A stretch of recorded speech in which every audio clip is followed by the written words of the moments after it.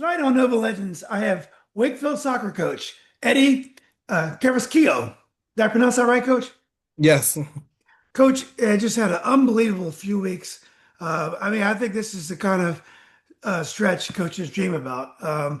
His Wakefield Warriors are in the state semifinals. Two massive upsets. McLean, who many thought was the best team in the state, defending state finalist, and then Robinson, who had beaten some really nice foes.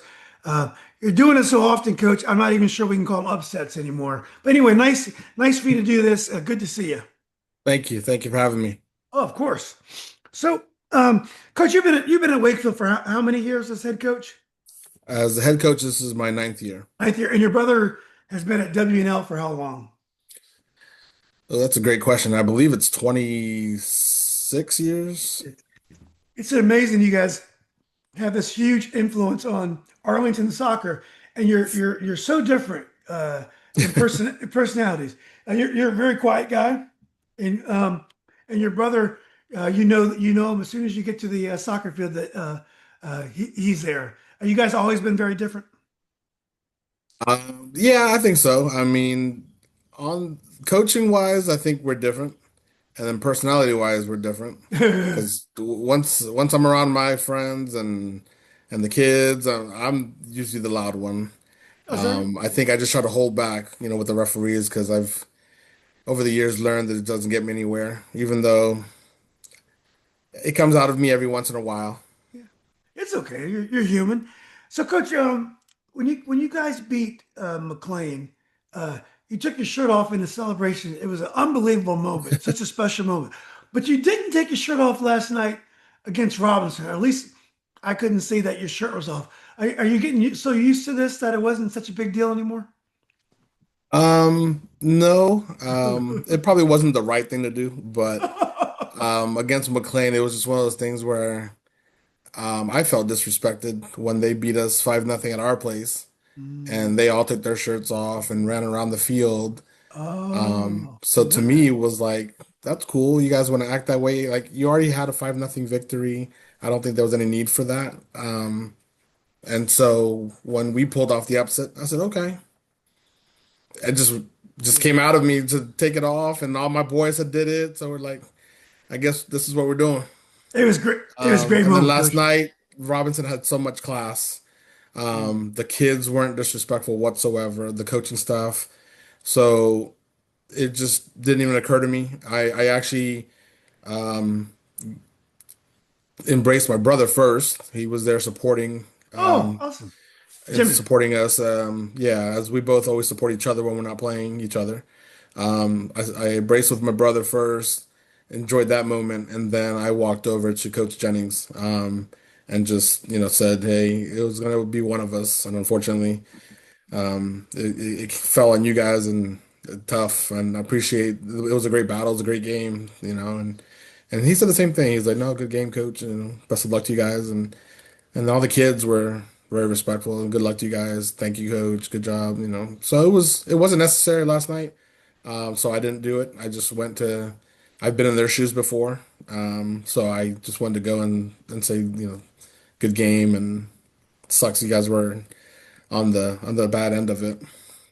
Yeah, that I asked your kids this, and I'm sure you heard it. Uh, Coach, you've got family, friends. You've probably done a lot in your life. But when we think about the greatest moments of your life, that McLean upset. I mean, no one saw that coming. Your Wakefield team, that's been a good crew for 4 years. Everyone respected them. They're a good team. I think there might have been a notion that their moment had passed. That maybe this team wasn't. Last year, you had Jacob Peel, who was an excellent striker, young striker. But maybe this team wasn't the team that's going to get you, to a state tournament. And I think Wakefield had kind of fallen below the radar a little bit this year, even though everyone knows how good the quality of your kids. But was that moment one of the greatest moments of your life when you actually pulled that upset off that no one saw coming? Yeah, I mean, for me, it's more about the kids. So I didn't really take it that way. I Mhm. was just so happy for them because ultimately we always try to put our kids in the best positions possible for these games, but ultimately they have to be the ones to go out there and perform and play with all the guts and grit and battle through all the battles that they have to go through in the game. And so I was just more happy for them because I know how badly they wanted it after the loss that, we took the 5-0 to them. And I mean, we were the second seed in the district, so Yeah, we felt like we good season. belonged there. Mhm. But when we got that whooping from McLean, it was like, okay, they're a good team, and they proved it by beating you guys 5-0.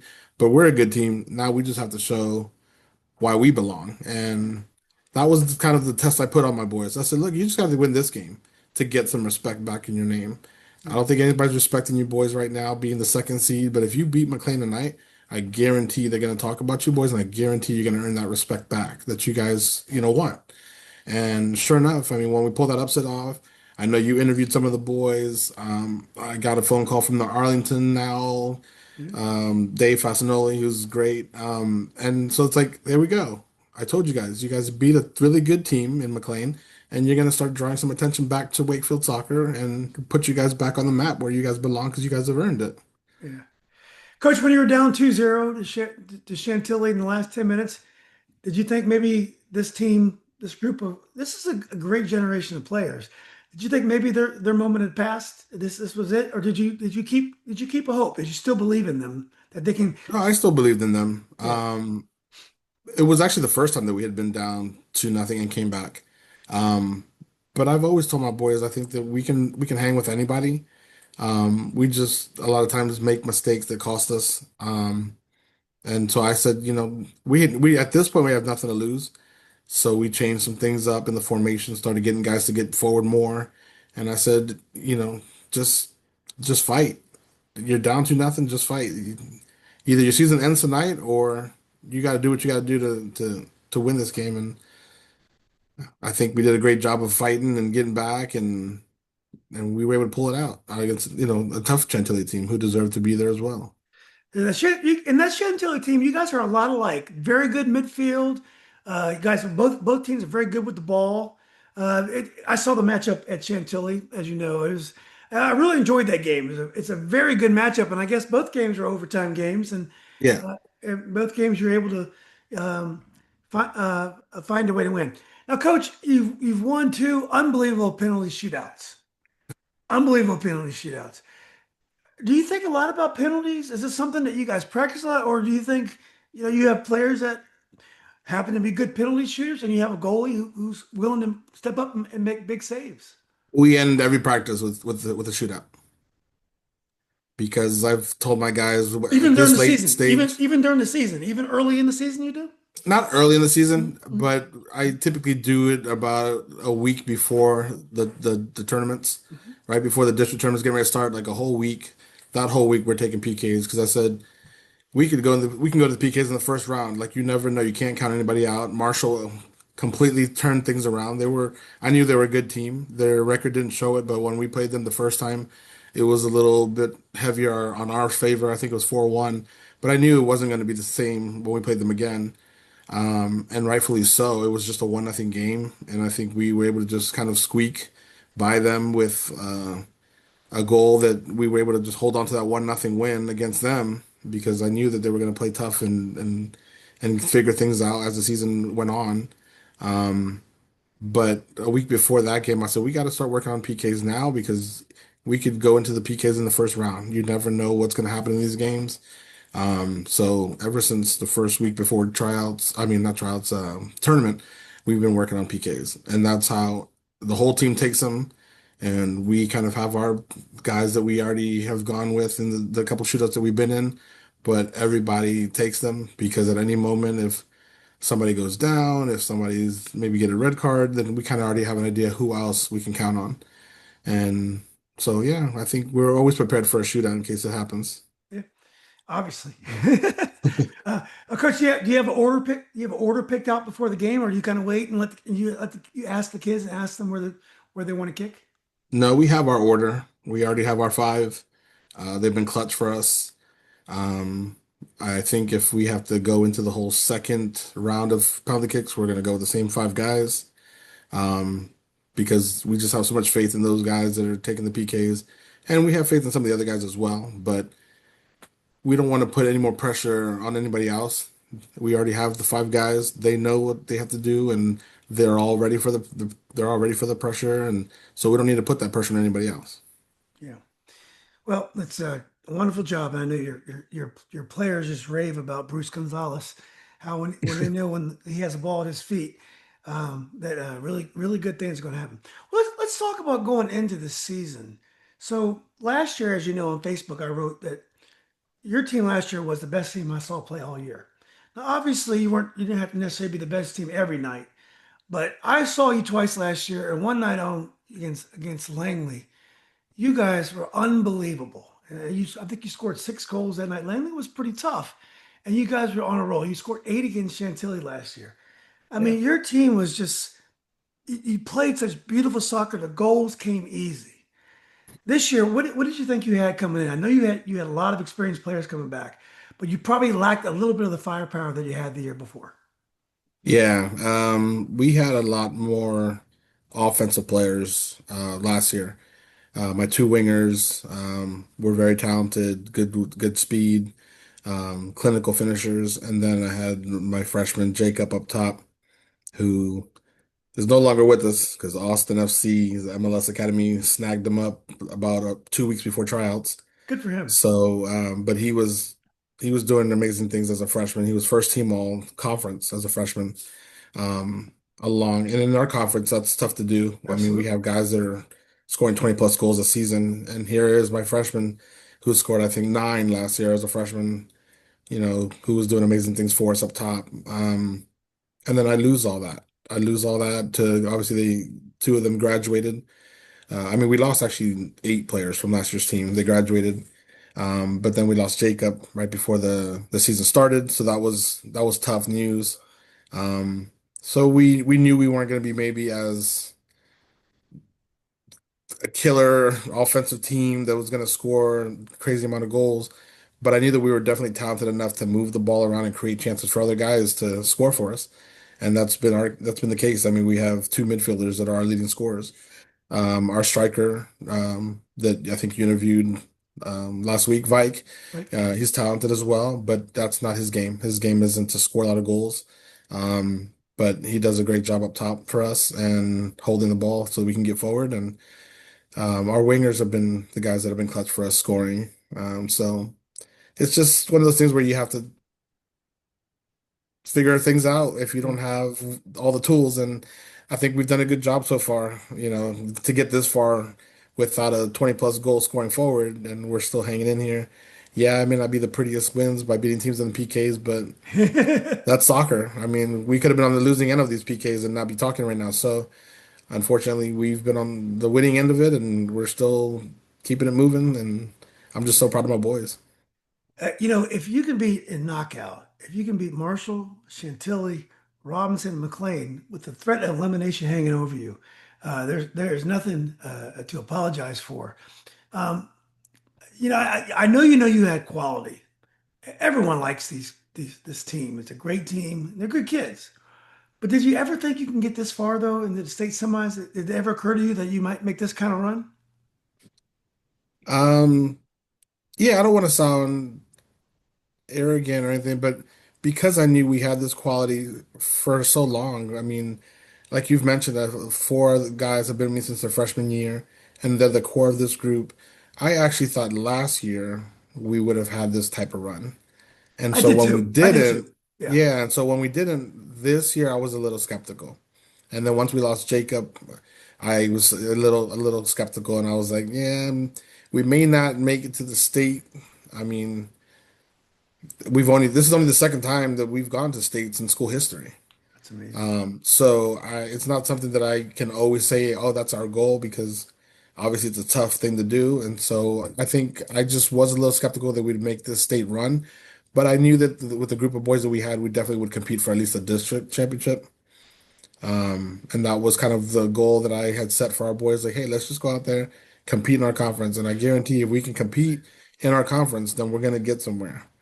And so when our boys finished second in the conference, and the only losses that we took in the conference were to McLean and WNL, I was like, yeah, I think we're going to go places. We beat a very talented Herndon team early in the season, and then they got us back. But I knew when we were able to beat Herndon the first time, I said, okay, like we have the talent, because Herndon is a very good team. We have the talent to hang with teams like Herndon.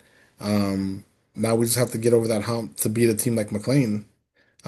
But that just didn't go our way in the district.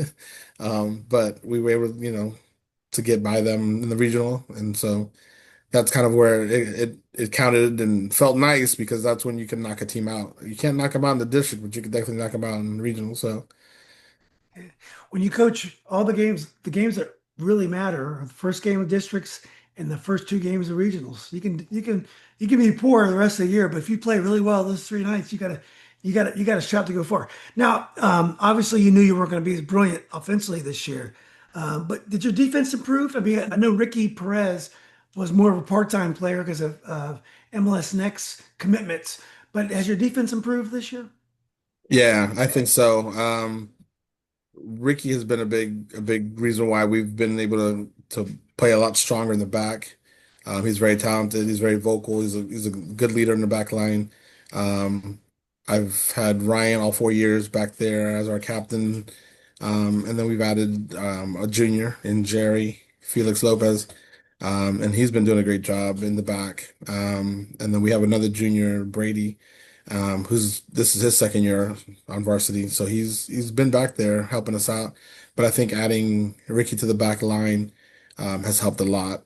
And our other center back from last year is now playing in as a six because once Grayson broke his foot against Herndon, then we had to make some changes there. Oh, Grayson's Um, out. I didn't know Grayson was out. yeah, no, we lost Oh, Grayson in the regional final to Herndon. oh, I'm sorry to hear He that. broke He's a his really foot, nice I think, in player. like the last 15 minutes left or 20 minutes left. He broke his foot. We didn't think it was broken until he got the x-ray, but yeah, he hurt his foot, and so yeah, he's done for the season. But that was a big loss. So we've had to move Andrew Soto out of the back line and move him into the six to help us at least kind of bolster a little bit of the defense in the middle as well. He also helps on set pieces with his height, Grayson. Oh So yeah, he was phenomenal against Chantilly. I think he won every air battle against Chantilly, which was a big, huge help because we're not a tall team. no, And Grayson is one of the tallest kids we have on the team. And I was like, you have to win every air ball because if you don't win them, then we're not going to get that ball out of the air. And he did that. Every time he was called upon, he made sure he got that ball out of the air. And he was also a threat on our set pieces. So he was able to get that winning goal for us against Chantilly. And he was the third leading scorer on our team this year. So yeah, losing him this late in the season does affect the team and hurts, but he's also our biggest cheerleader. I mean, he's great. He's at every practice, every game. Um, Even now, he's at Beach Week with a broken foot, and he made it to the game yesterday. He'll be there on Friday. I mean, he's doing everything just to be there with the team. yeah, I'm really sorry to hear about that. But I'm glad he's in good spirits and still in good enthusiasm also. Well, tell me about your coaching staff. Your players complimented them. I know Selvin, but you seem to have great help on the bench. So yeah, Selvin is actually a good friend of mine, best friend since we were like in middle school, going into high school. I was actually really good friends with his brother, and obviously met Selvin through his brother. But Selvin's always been interested in coaching and has um, coached like adult leagues and adult teams, and he actually coaches at a rec team, girls, and in Fairfax. So he's always liked coaching. It was to me a no-brainer once I took over the Wakefield program that I was gonna bring him on, and he actually started off coaching my JV team, and it was just the two of us. I didn't really have a staff per se. It was me on the varsity and him on JV, and that was it. We didn't have assistant coaches. And we still made it to states in 2018 with just the two of us. Him Wow. holding down the JV, me holding down varsity. Once JV season was over, he'd come and help me with the varsity. And I was like, the only way this is gonna get any better for this program is I'm gonna put you up on varsity, and we got to find another JV coach. And that was, I think, after the second year. So he did 2 years on JV, and then I brought him up to varsity. Um, and then I've been coaching for a long time, actually. So I did 10 years at WNL as an assistant, and one of our players, I'm not even sure what class he graduated from, but Jesse Phillips is now our JV coach. And he played for me at WNL. And he coaches in Arlington, or at least he used to coach a lot of travel in Arlington. So he's now the JV coach. And then last year I was able to add on Jonathan Harrington, who played at VMI. He's a goalkeeper coach. So he's been a great addition to the team, to the staff. So he's our goalkeeper coach, but he's also watches game tape, puts our scouting reports together. Uh, he does so much for our team. He talks to our boys. I give him the range. I give him free range to talk to the boys because I know he's knowledgeable as well. I know he played goalie, but he's knowledgeable of the game. So I allow all my staff members to just talk it up with my guys, and all our guys have bought into everything that we tell them because I mean we're just brutally honest with them, and we want the best for them. So whether it's good or bad, they all do a good job of taking that information and doing what's best for them, and it's working for us. So I wouldn't change anything for the world. And actually, this year we've added his wife, Dr. Demetria Harrington. She's helping the varsity as well, but she's the JV assistant coach. Oh, awesome. And she also played D1 soccer at VMI. So she's got a lot of knowledge, and um, the boys have bought into everything that she has to offer to our staff and our program. Hmm. That's awesome, Coach. And you could tell they're really into it. So, Coach, you've been doing it for I guess 19 years, 10 as an assistant. Yeah. Uh, has the game changed a lot? Has being a high school coach changed a lot? Has it gotten better? Are the games to me? I've only been following it as long as my son's been playing, and he was class of 2022. He was he played against Ryan and Eric and those guys. He was Brent Dramstad's travel teammate, Chandler. But I've only been following it for, what, 4 or 5 years. And to me, this is the highest talent level I've ever seen this year. I saw maybe 18, 19, 20 Division One players out there. I just can't believe the number of talented kids. But what about you? How has the game evolved in your eyes? Yeah, I agree. I think that the talent has definitely improved in the area. Maybe more so for the Northern Virginia area. I feel like the talent in this area has definitely gone way up. I mean, any given day you're playing against somebody and you can't take them lightly. I mean, I think in years past you kind of would look at your schedule, and I think and even for other teams, I think they would look at the schedule and be like, "Oh, we have Wakefield, that's a win," and and vice versa. I think sometimes we can look at the schedule and be like, "Oh, we have so and so on our schedule, that's a win," but now you can't take anyone lightly. Yeah, so it's like now the talent has gotten so much better for almost all the schools that you can't take anyone lightly. You look at your schedule and like, oh God, we have to go to them. Okay, they're coming to us. But the soccer has definitely gotten much better in the area. These boys, I think, are starting to take a liking to high school soccer. Um, I know that they're playing on levels like MLS Next and so forth, but at the end of the day, they're still wanting to play for their schools. And I think it's because it's just completely different. High school soccer is a different soccer in itself, and the talent that's in this area has definitely raised the bar for high school soccer, and it's been great to watch. Oh, It's been it's great to be a part of. But like you mentioned, there's been so many kids that are going D1, and not just D1, there's tons of kids that are going D3, D2 in from this area. And I mean, I think it's gotten the attention from the colleges that they need a scout in this area because this area has definitely got a strong knack for soccer players. yeah, it's been amazing. I I go to these games and I'm just blown away, by the level of players that I see every year, every game, and I also like this time of year how the teams improve. March, the weather's bad. You're trying to figure out where all the pieces fit. Not so much for you because you've had a core, but still you're trying to find out how the pieces fit around your core. And then, April, they're playing a little bit better. And then May, they've been together for a while. And then if you advance as far as you guys, even every week here, the teams are getting better because the games are so much pressure and the games are higher level. That makes the team's level improve. So they keep getting better and better as a team until you go to a state, and it's just it's it's wonderful to watch. Um, Now a lot has been made of that Wakefield is kind of an underdog, and Wakefield is a Cinderella team.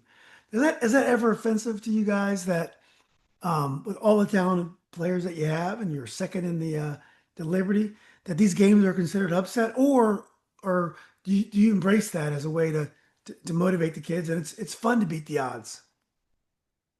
Yeah, it's a little bit of both. For me, I kind of embrace it and use it as motivation. For example, I think yesterday's poll that you had was like Robinson 67%, and we were like at 30, and I was like, okay, fair enough. That's what the public thinks.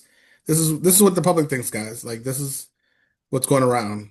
Do you think it should have been closer? I was like, I think it should have been closer because obviously we made it this far, so we belong. It shouldn't be so heavily favoring one team.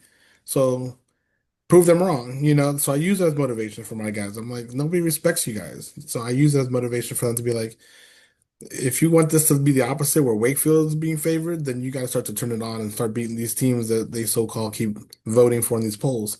And so, yeah, I use it as motivation, absolutely. But I also just enjoy seeing, I guess, the reactions. I sometimes look at the comments and people are like, whoa, Wakefield won? Oh, they pulled it out. And it's like, don't sleep on my boys. I love my boys. Don't sleep on them. Yeah. Yeah, I mean, I definitely think McLean has a lot of talent, and yes, Alexandria City has some talent. There are some people with talent, but quality wise, Wakefield has as many quality players as anybody in terms of and you guys do a great job with them. They play a very high quality style of soccer. So I'm not surprised. So, Coach, we talked a little bit about the win over McLean. Um, when you play a team like that, and obviously McLean was favored, they had a great year. They beat you 5-0.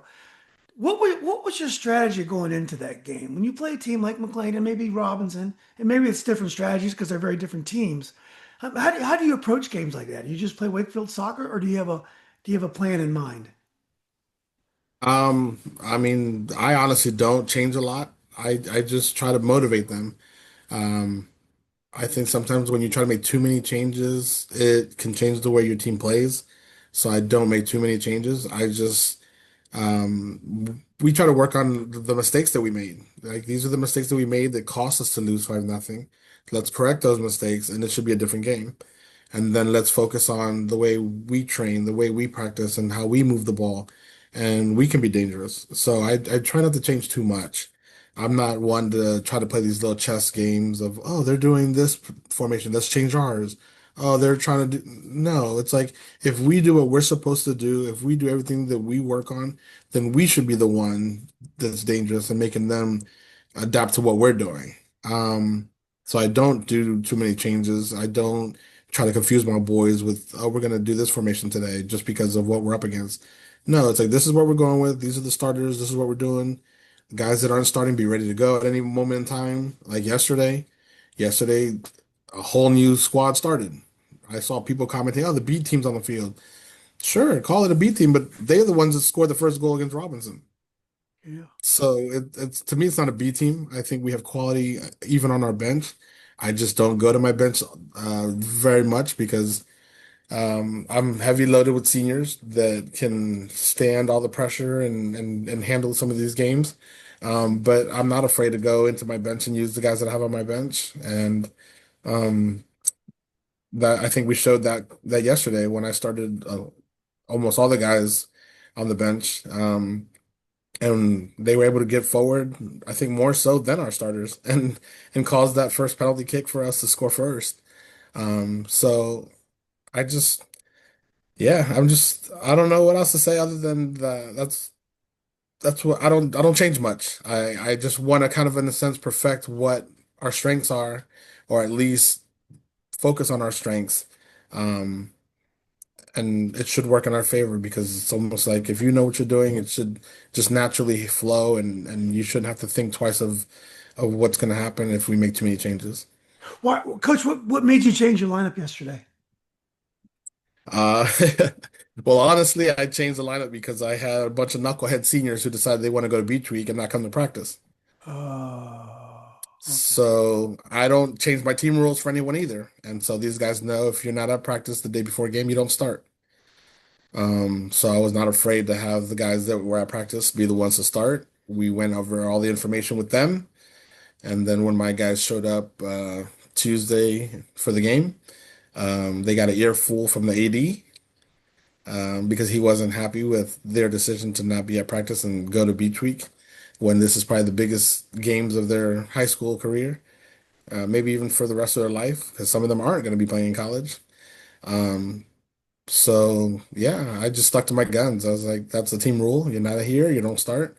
And when we started with the other guys on the team and we were doing well, I was like, I may not even make any changes. So I think that kind of shook them up a little bit as well. Being on the bench for the first time for some of them in like 3, 4 years, like, whoa, coach is not joking. Like, this is our senior year and he's got us on the bench. I'm like, no, because what's more important to me is some of these life lessons sometimes. It's like, maybe you guys want to win the big game now that you're here, but you didn't care yesterday when you were at the beach. So life lesson is like, what's more important to you? Yeah. And the decisions you make can be consequential, and I'm sticking to my guns with the team rules because I shouldn't have to change my team rules for anybody. That's amazing, Coach, that you're able to do that and still get the win. That's credit to you. So, Coach, what do you know about Garfield? Um, I don't know much other than what we've seen on tape because I've never in the 9 years, the 10 years I've been at Wakefield, we've never played Garfield. Mhm. So just watching them on tape is all I have to go for. A few coaches that I'm good friends with I've touched base with them, what they thought, how their game went. And they're very talented. I mean, I watched them on tape against Deep Run, which was yesterday's game, because I wanted to see some what the latest game that they played. They knocked the ball around very well, similar to how we can knock the ball around. But they have some pace and quality that I was like, okay, there's a reason why this team is here. There's a reason why this team is, I believe, like 18-2, and so they're not going to be taken lightly. I've seen enough tape to be like, this team is good. So we got our hands full, and but once again, we have nothing to lose. Nobody expected us to be here, so let's just go out there and ball out. Yeah. Yeah, I wouldn't put it past you, Coach. So if you your game is the second game, right? You're the one that's Yeah. not. Are you guys going to stay overnight? You're coming back both nights. Uh, Well, the plan is we're leaving tomorrow. okay. We're leaving tomorrow night. Yeah, just to get some rest and not have to travel in the morning. And then we'll play the semifinal. And if everything goes well, the plan is to stay down there again Awesome. because the game on Saturday is in the morning at 10 a.m. Yeah. So nobody wants to be traveling at 6 a.m. for a 10 a.m. championship. So yeah, we'll stay again the night down there and play Saturday if everything goes well. Yeah. Well, Herndon, I heard from one of the parents today. Last year, they drove down morning of. They got there like 20 minutes before game time or half hour before game time. They never got loose. They complained about it. So I heard from one of the parents they're going down there again Friday morning. They're not going to stay on Thursday night. So hopefully, I would love to see two 6C and 6D teams and the Northern Virginia teams and Garfield also would be a Northern Virginia team as well. But anyway, it'd be great to see Herndon and Wakefield, two Liberty teams. How about that? So, well, Coach, uh, what would and I don't want you to look ahead, but what do you think winning a state championship would mean to you? Do you need that kind of validation for yourself, or like the penalty kick with McLean, is this for the kids, or do you think this is something that Eddie Carrasquillo could wear around with him? Um, no, because I'm not the type of person that is arrogant. I really live for the moment. And I tell my boys we got to take it one game at a time. So none of my speeches have been about, oh yeah, we're playing Saturday. No. And we've been to two shootouts, so it's nothing's guaranteed. So um, yeah, I haven't thought that far ahead. And now that we're getting close, it's like, oh God, we might even see Herndon for the fourth time. So Yeah. it's like, if we get to the championship, we may be facing somebody who has our number. They've beat us twice already this year. So it's Okay. like, here we go again. And I'm cheering for them. I hope that they can get their revenge on Cosby. And just the fact that they're representing our conference, our district, I'm cheering for them as well. They're a good team. I'm sure Cosby's a good team. They made it to the state finals last year and they're back. But yeah, I mean, of course, I would love to win a state championship. I'd be lying to you if I didn't. I didn't want. I'd say I wouldn't want to win one, but I definitely want to win one. I know it's going to be difficult, and I don't know what's going to happen if we were to win a state championship. I might even retire. I don't know what I would do. I'd go crazy. But it's exciting. The school has been so excited for us because this is the first time in school history that the soccer program has ever made it this far.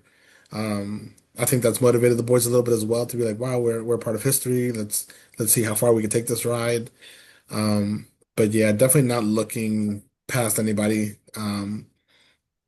Just wishing for the best and hoping that we play well. Uh, Last question, Coach. If you win the whole thing, does the shirt come off? Absolutely. Okay, Absolutely. we're gonna hold you to it. Absolutely. I don't know what else is gonna happen, but definitely the shirt's gotta come off. We gotta enjoy the moment. We gotta embrace it. I mean, every game we've been celebrating like we've won a championship because we're living in the moment. I think yesterday everybody ran again to all our fans and took their shirts off and I didn't yesterday, but I still got the cooler dumped on me, and it's like, okay, well, let's enjoy it. Let's Yeah, These are memories that we'll always have, so let's enjoy it. Let's have a good time, and we can't forget to have fun with these moments. So yeah. Life could be tough, so we got to enjoy these good moments, right? absolutely, Yeah. So, Coach, I really enjoyed this dialogue, getting to know you a little better. Best of luck this weekend, Friday, hopefully Saturday as well.